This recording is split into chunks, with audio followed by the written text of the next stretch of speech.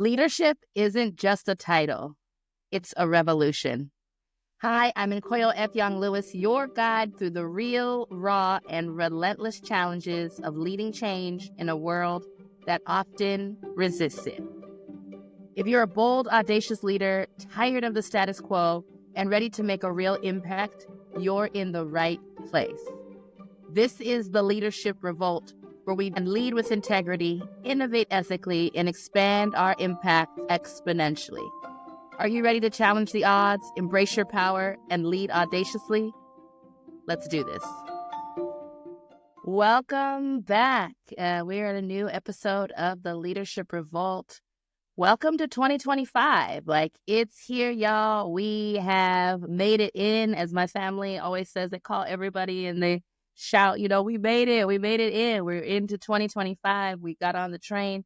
We've taken off. And that in and of itself is a blessing and reason enough to shout because, not everybody made it this far. But we did. And so today's episode is really harnessing where we are at the beginning of a new year. We are, at the time of this recording, 5 days into the 365 that we hopefully get for 2025. And my hope and my prayer for you is that however you are entering this conversation today, that you are healthy, that you are finding ways to be happy and whole, and that you are prioritizing rest. And if you are like me, and you have entered this year with less than all of the excitement and jazz and fanfare that often meets you in New Year's, I hope this episode really affirms you, sees where you are, and helps you continue to move forward. Like many of you, 2024 was a tough year. Some of us had a lot of incredible wins. Some of us had some extreme lows. Many of us had a mixed bag of all of those things. And so you may be at the top of the year looking into 2025 and all that you can see over who all in there and what looks like is going to go on in there with less than all of the excitement that you may have had in other years. And so if that is you, I want you to know that you are not alone and that you are seen, and that especially at this time, this point in many of our lives, in our careers and our work, as people who have been leading change, who have been advocating for equity and excellence and justice and inclusion and all of these things, we are at an apex as we watch many around us break from that unspoken agreement, really walk away from the commitments that were made back in 2020 when we had the whole racial re-reckoning as it related to George Floyd, as we all sat home stuck during the pandemic and really having an opportunity to see what's going on around us and assess whether the things that we are seeing are the things that we want to engage in and experience in our lives. And while it looked like there had been some consensus, some agreement that many of us wanted more, we wanted to band together and do more and engage and work together to resist the patriarchy. We had the Me Too movement to really move forward what it looks like to exist for all people. November of 2024 was a clear reminder, a clear message that we were not all on the same page about what that looks like and where we are going to go moving forward. And as the chaos has begun to ensue around, I don't know about you, I have definitely decided to very definitively limit my consumption to restore my peace and my joy and my ability to operate day to day without the frustration, the stress, the anger, the fear, the uncertainty and doubt that is surrounding where we go from here. I'm really trying to make sure that I am centered so that I can continue to be an audacious leader in the space, encouraging, coaching, guiding, consulting with others who want to lead audaciously and get to huge, incredible change and results for the communities and causes that we support. I absolutely made the decision to limit my consumption. And I actually, I feel a lot better, to be honest. There are days where I'm like, I have no idea what everyone is freaking out about. And I love that for me. But of course, rest and taking a pause and limiting consumption doesn't mean that we don't continue the fight. It doesn't mean that we don't continue to push back or speak up on the things that we know are right, that lead to a future that is advantageous to all of us. When I ran for office, both for school board and for state senate, one of the through lines that I said is that we can actually design systems that work for all of us. We all just have to be willing to give a little and let go of a lot of things that don't serve us in order to get there. And I still absolutely believe that. I am 10 toes down on that belief that the future economy, the future of work, of education, of society is inclusive. It is diverse. It is global. It is tech-enabled. These are things, these are doors, these are gateways that we've already passed through. And there's no go backsies. Like you'll get to just like decide the borders are not open anymore when technology has basically rendered them almost obsolete. We cannot decide that we are no longer going to care about building inclusive, just societies where all people belong, because the reality is that the global majority is diverse. It is robust. It speaks different languages. It loves differently. It has different religions. It has all of these things. And if you are going to thrive in a future economy where this is the reality, whether we want to believe it or not, we have to develop the habits of mind. We have to develop the courage and the conviction to speak truth to power and to continue moving despite all of the distractions that are coming. And so if you have found yourself, like I have found myself entering this year, feeling a bit despondent, feeling a little less than energetic or excited about what this year has to hold because of so many of the variables that are there, of so much of what disciplined thought will tell us is the challenges ahead of us, what a sense of possibility will let us understand and know is out there and accessible to us, but we have to capture enough hearts and minds to get there.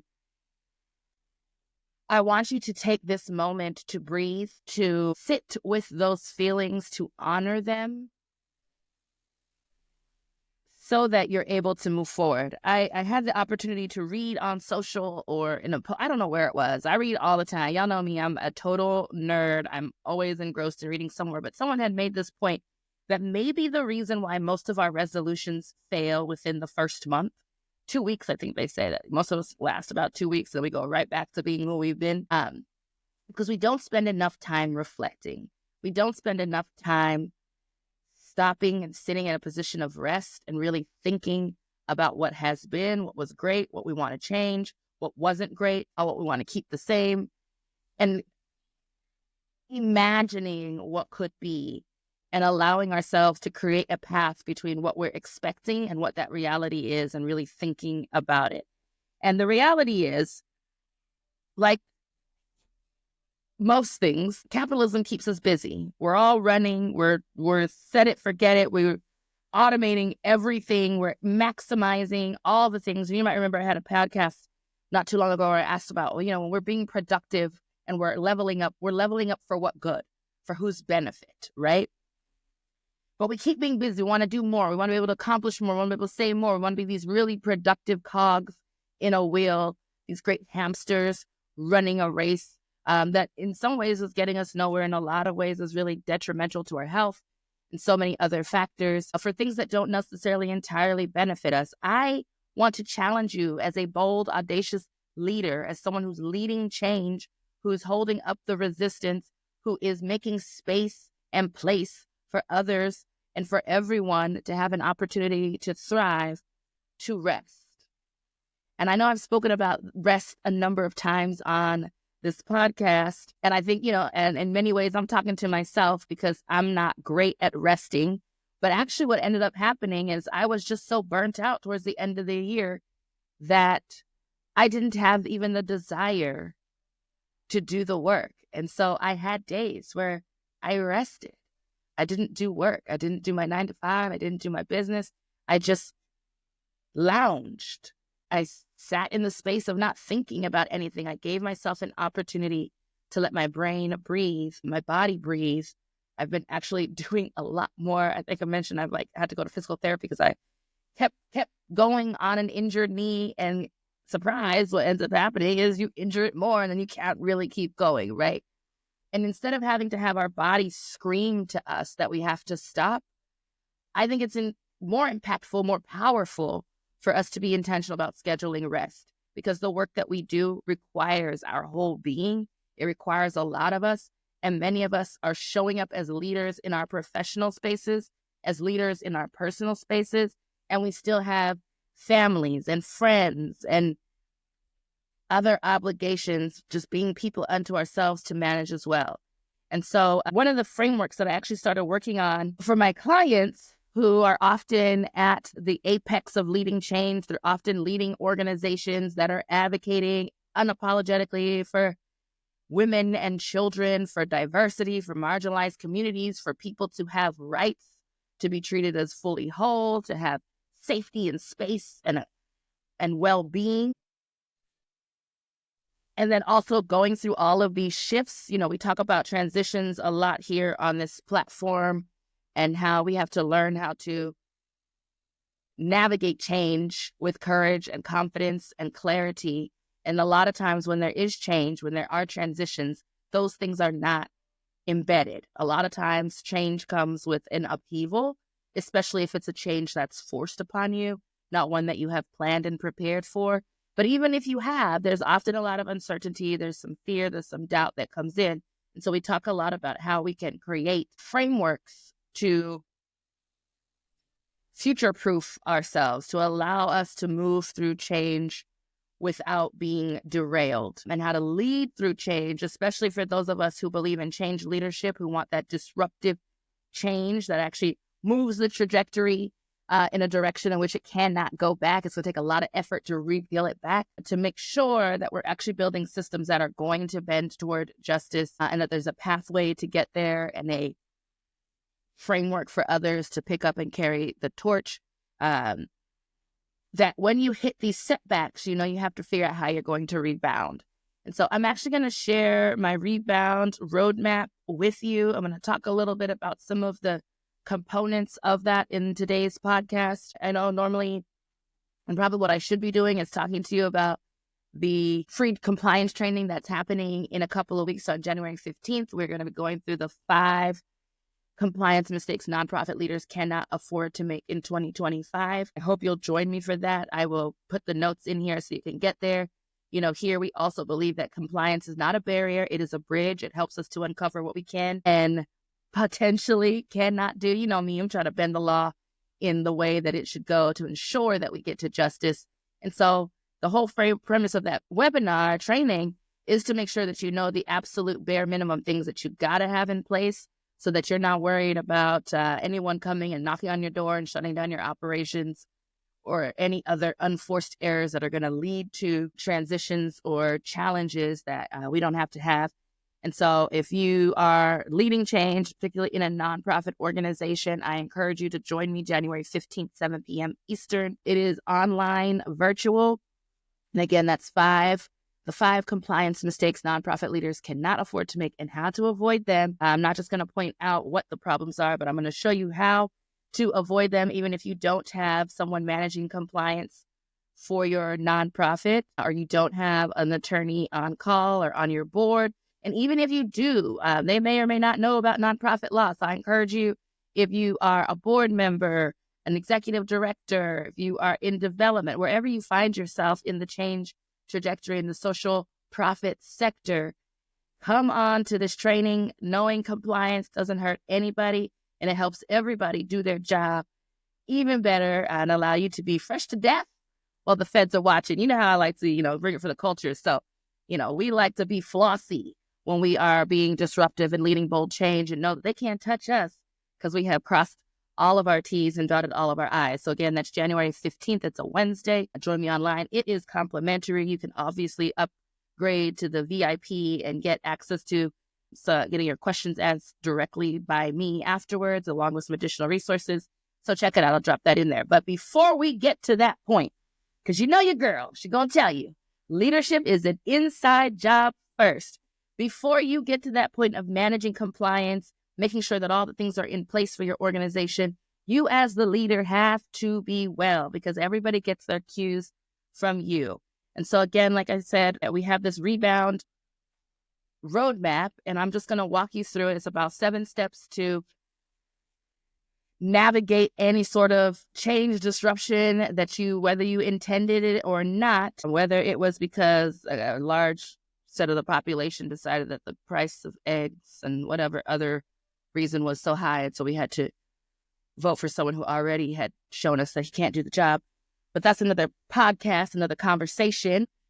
But we're here, and that change of administration and all of the people, all of the characters it brings with it, all of the experience or lack thereof will have an impact on our work, whether we desire that or not. And so I want to talk with you about how you can rebound when disruption lands at your door. And so the first step in our rebound roadmap is rest. It's rest. Listen, when hits the fan, it hit the fan. It's out there. Like, there's only so much that you can do in the moment to minimize the impact of change. And at a certain point, you got to stop. You have to stop, because we don't make great decisions when we are in a state of panic. Our brains just simply don't do well in that. And so we start with rest to establish a foundation of calm and clarity before we dive into recovery and rebuilding. Again, we want to start with rest so that we are building a foundation of calm and clarity before we dive into recovery and rebuilding. And the whole point of embracing rest is to have this strategic pause to recharge mentally, emotionally, and physically. Because who knows? How many of y'all know that leading change is a full body experience? It is a full body experience. Your whole being is a part of leadership, especially as you are navigating change.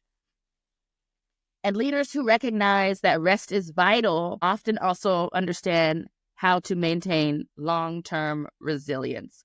And that is something, even though I have a complicated relationship with that world, that we have got to manage as we're moving forward. We have got to continue to be resilient, and that requires us to have structured downtime, whether that's quiet reflection time, time away from your immediate tasks, connecting with restorative activities, whatever it is. You got to have a rest plan. There has to be some plan that you are using to rest. And so if you're entering into January and you're like, oh man, I don't have all this stuff together. We went hard and heavy on fundraising because we knew we needed to diversify our resources coming into this year. So we went heavy on individual giving and trying to secure grants and doing all these things. We've been doing all of the reconciliation we need to do so we can make sure we can file our 990s on time, depending on when that's due. And some of us, maybe it was already due. Maybe we asked for an extension or whatever. We got to get all that reconciliation. We got to get all the end of the year stuff. And so we are starting January tired from what we had to do in December. But society is saying you got to start your goals. You got to do this on January 1st. I'm here to tell you, you don't. You can start your year when you're ready to. And I hope that you'll take the time to rest and give yourself time to recoup before you start figuring out what's next and what the next process and steps need to be. The second step in our rebound roadmap is to actually take time to take stock of what the disruption's impact has been on you, your team, your organization, and really trying to figure out and validate any feelings of shock, loss, frustration, joy. Like, you might be happy in this season. Who knows? I don't want to limit us to only negative emotions when it comes to change, because sometimes, a board member leaves and it's like, thank you, Jesus, because they had been doing nothing but causing a ruckus, right? It could be any number of reasons. You could have any number of feelings around a transition. We just want to validate and know and name those emotions so that we're clear about what it feels like, what we're feeling as we move forward. Because again, leadership is an inside job first, and just the same way that you are feeling things, your staff, your team is feeling things, and you want to acknowledge those emotions, because ignoring them, I'm telling you, they don't go away. They just show up in unproductive ways. And so we want to make sure that first we've taken time to rest, to give ourselves clarity and calm when we enter the work. Second, we want to look at the impact of this disruption on ourselves, our teams, and our organizations, and really validate the feelings that come. understand the scope of the disruption so we know what we're moving forward with. And this is a great point to sort of identify the immediate changes that are in your environment, initial emotional responses, and avoid suppressing or minimizing impacts. Listen, I got toddlers, and I'll tell you, they'll be upset about something, and if I'm dismissive about it, it just escalates. And suddenly now we have a tantrum in the middle of the store. So take the time to acknowledge, validate, contend with where you are in the process. After we have gone through a period of time of just sort of recognizing, observing without casting any sort of judgment on it, we want to get to the third step, which is reconnecting. And when we are reconnecting, we are reestablishing connections with our personal values, purpose, key relationships that provide strength and perspective during your recovery journey. A lot of times when stuff happens, people tend to isolate. You tend to go inside. It's just like blinders. I just got to get through this. I got to do this, that, and the other. You might shut out other parts of your life, other people who might be able to provide you with great balance and help and perspective. And so after you've taken the time to rest, to resettle your nervous system, to have that calm and clarity, after you've spent some time recognizing the disruption's impact on all of the things, it's good to then reestablish connections with your personal values first. I'm always going to tell you, always going to come back to you first. Personal values, and then those relationships that provide strength and perspective as you're going. These allow you to anchor yourself as a leader. And whether that's through a trusted advisors, team members, or your personal beliefs, you need to be anchored, because I promise you, people around you are not always going to be anchored, and they're going to be looking to you to lead, to have the answers, to have an idea of where to go, to provide clarity when things are uncertain or doubtful, to give a next step, to give some sort of assurance. And I'll tell you that being the person that has to do that is hard. It is challenging. It can be emotionally draining, but you're the leader. And if everybody could be the leader all the time, there wouldn't be a purpose for you to be in the role that you're at. And they know, I say you can lead at any level, but you're the one leading at the top level in your organization. And therefore, it's important for you to be settled in yourself, to be anchored, to be moored, so that you can lead others and help them to get that level of confidence, comfort throughout the process. Because I will tell you, whenever change happens, the next thing that goes is trust. And so if you don't have an anchoring, if you're on 10 one day and 2 the next and all over, people don't know how to read you, and they start to become doubtful of your leadership. And so we want to make sure that you are reconnecting. 4 is reflect. Create a space for honest self-assessment, recognizing your strengths and areas for development. Reflect on what needs to happen around you. Give yourself the space and time to actually think about what happened, what can be done better, how you want to move. And I think that that's also useful at the beginning of the year. Like, how did last year go? How did we end it? What did I do well? What can I improve on? What are things that I need to help my team navigate through? So that as you start moving forward, you're moving forward from a sound, anchored, moored, and clear perspective. Number 5, you want to start to reorganize. This might be looking at readjusting your routines, systems, and structures to reestablish stability. And maybe you look back and you're like, hey, we actually had a pretty good run. Things were pretty solid. We've got systems and stuff like that that's in place. We're good on this base level. We want to go to the next level, or we want to maintain. So here's what we need to do, because here's the reality. If you're not growing, you're falling behind. There is no such thing as stagnation. There is no such thing as staying in the same place. When you're leading change, when you're running an organization, you're either growing or you're doing the opposite. And so you want to make sure that you're thinking about how you continue to move your processes forward. Are there things that were maybe reactive that we can be more proactive about moving forward? Are there things that are actual priorities, stuff that you need to delegate or implement immediately to maintain a level of steady stability. That's what maybe I'll call it. I don't know. I have to come up with a word for it because we want you to be stable, but the recognition is we're always still leveling up. After we reorganize, we got to recommit. We have to re-engage fully with the work and commit to the new path forward, whatever changes that we're going to make. We got to really actually commit to them. My pastor said at church today, you have to move things from a resolution to a routine. And so it needs to go from the vision board and the thinking and the nice to have, the parking lot, into the processes and the way and procedures and how we do things. And so, again, just to sort of recap, we rested, we recognize, we reconnect, we reflect, we reorganize, we recommit, and we share that vision. Ideally, you would be co-creating that vision with people alongside you so that you're doing things alongside folks, not to or for them. I always am going to stand on business, 10 tones down, that people are rise to the expectations that we have for them. And so we want to do things alongside people because, again, you can lead at any level and you never know whose perspective you might really need to take that plan that's pretty good to amazing that allows for better buy-in when it gets time to implement it. So again, you want to get to that place of recommitting and actually sharing your revised vision, realigned team goals, really working on fostering unity and resilience within the organization so that you can get to the place that you want to be. And then the final step is that you would recalibrate. Again, now this is the point where we've got the plan, we've got buy-in, and we want to start to fine-tune and adjust systems, habits, mindsets to really embed that resilience into our future processes.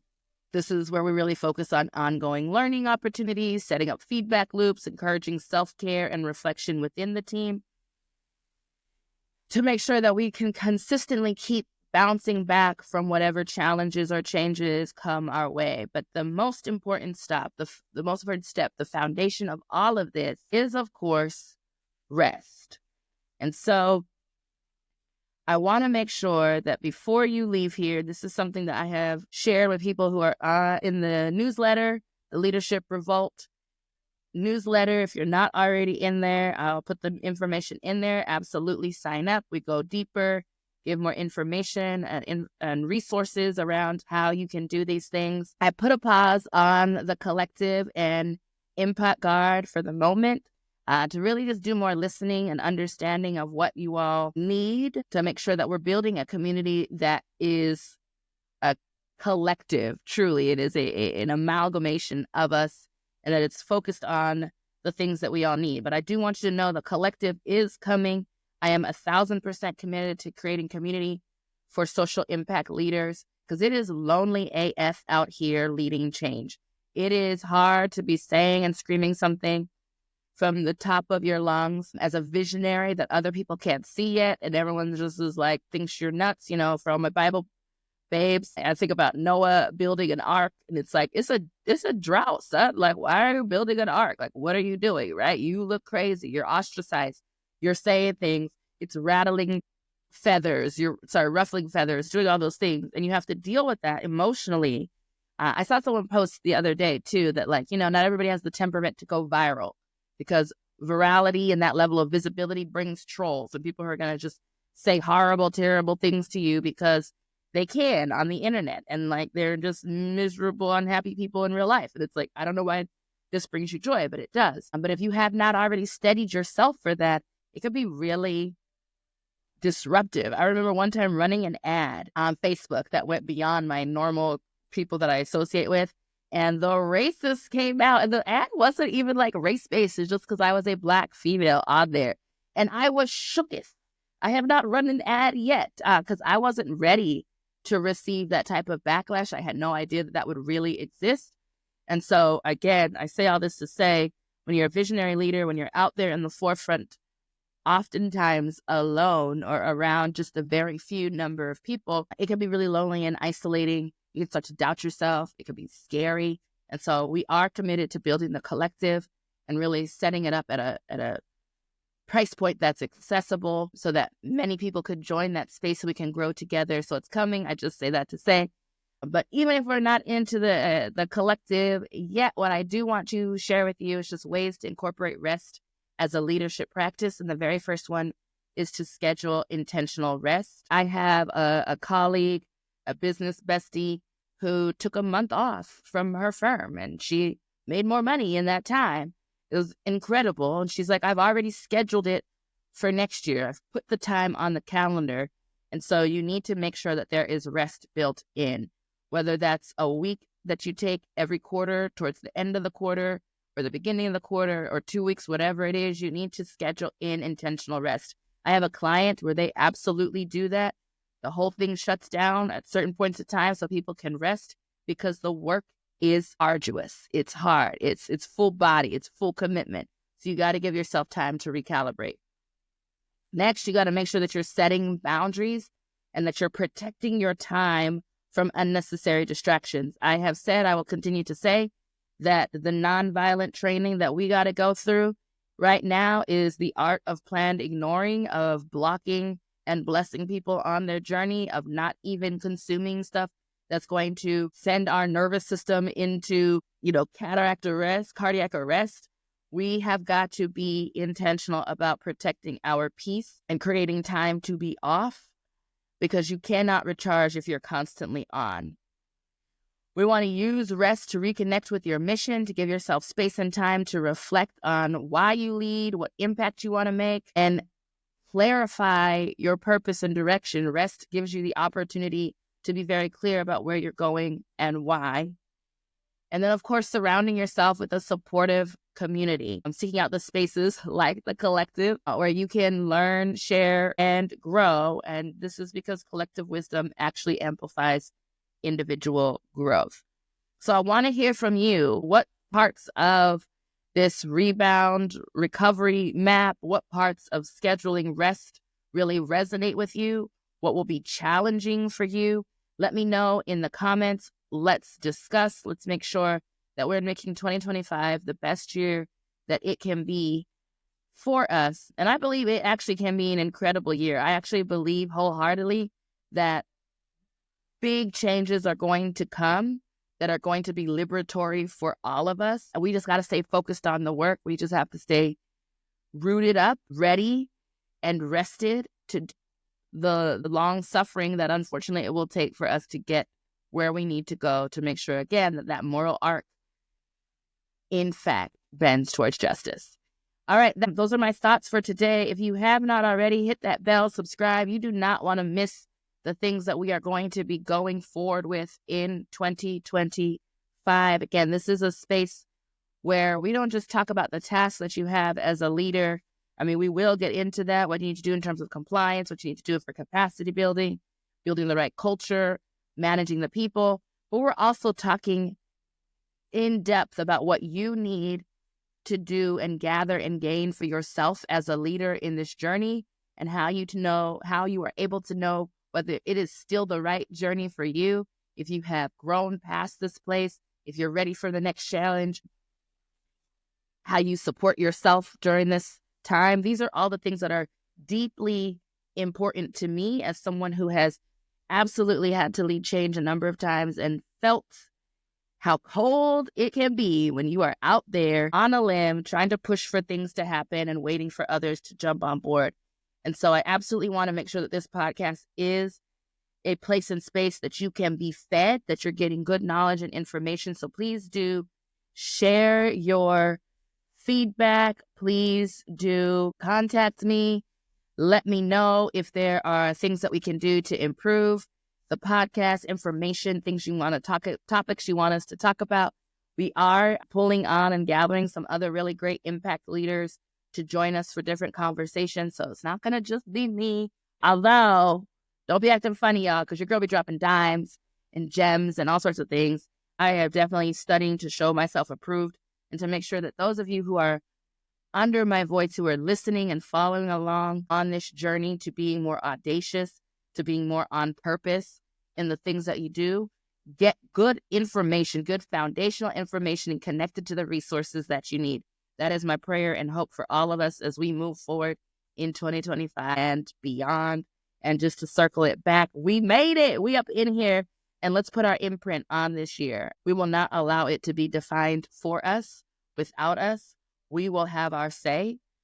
We will have our say.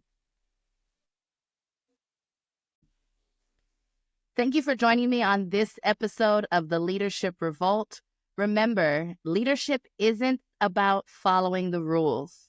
It's about rewriting them with audacity, purpose, and integrity. If this episode sparks something for you, please share it with another bold leader who's ready to disrupt the status quo. And don't forget to rate, review, and subscribe so we can keep building this moment together. Until next time, stay bold, stay curious, and go lead audaciously. Have a great week.